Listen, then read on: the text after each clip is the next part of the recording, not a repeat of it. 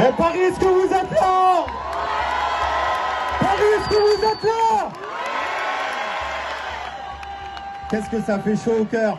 C'est incroyable. Je ne sais pas si les gens de devant voient le monde qu'il y a derrière, mais c'est immense et impressionnant de voir la solidarité. Je pense que l'ensemble des camarades de la flottille du Madeline doivent être fiers aujourd'hui de voir qu'ici à Paris, mais pas uniquement à Paris, mais à travers le monde, il y a des rassemblements partout dans le monde, en Suède, aux États-Unis, en Espagne.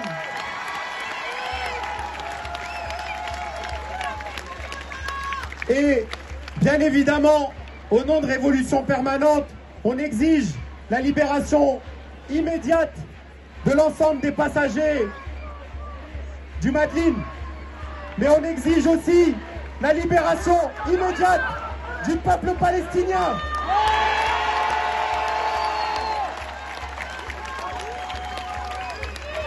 Et les amis, je pense que la flottille, elle nous a envoyé un message. Je ne sais pas si ça marche. Comment? Je m'entends plus. Ah, c'est bon? Ok, pardon. Je pense qu'il nous envoie un message. Il nous a envoyé un message. Rima, Greta et tous les autres.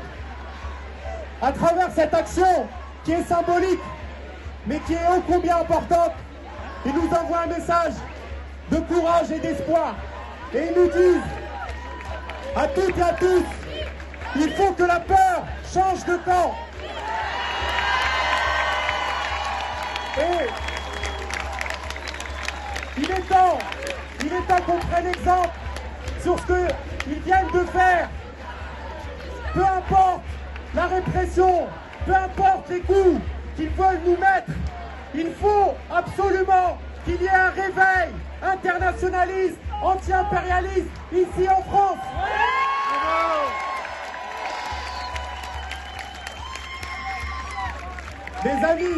Les amis, moi, je n'en ai rien à foutre du droit international.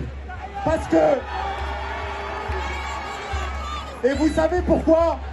Parce que ils en ont eux-mêmes rien à foutre du droit international.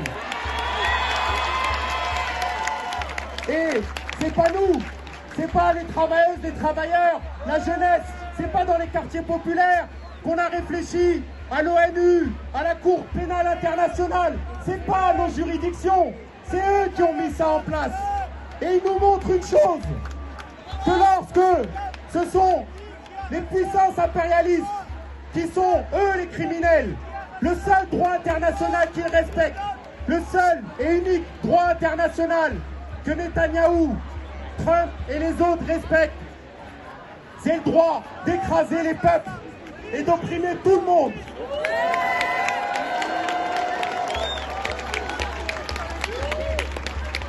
Donc, on va se le dire, je n'attends rien et on n'attend rien du droit international.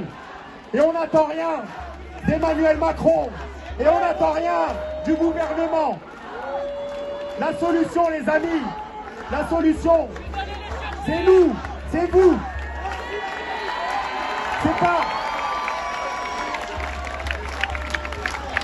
C'est pas la mobilisation. Et je veux envoyer un message pour finir. Envoyer un message à l'ensemble des directions syndicales. Je rejoins ce qu'a dit le camarade de la CGT Paris. Et je pense qu'on a eu plusieurs étincelles cette semaine. La première qui est arrivée cette semaine, c'est nos camarades de classe. Les camarades de Fos-sur-Mer. Les dockers qui ont dit... Bravo. Bravo.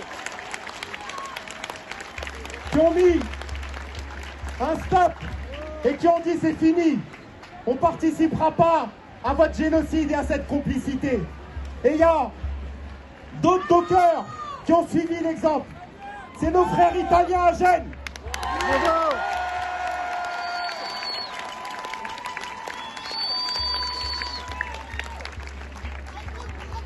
Qui nous ont montré aussi l'exemple.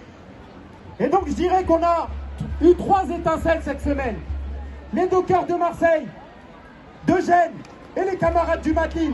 Et Bravo. les trois nous envoient le même message. Il faut passer à l'offensive.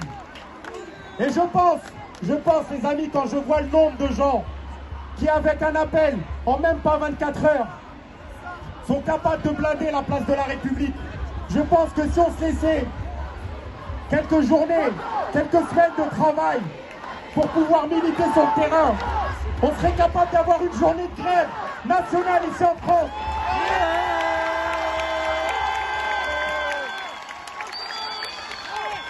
Et il faut leur montrer ça, que les voies palestiniennes, elles sont conductrices de métro, de train, de bus, dans la métallurgie, chez Amazon et ailleurs. Et envoyer un message à tous ces PDG, tous ces patrons qui ferment leur gueule pour Netanyahou, qui ferment leur gueule et qui financent un génocide.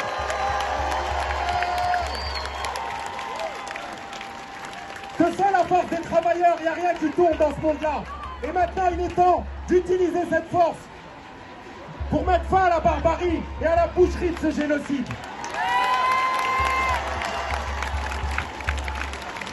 Je terminerai par un mot, les amis.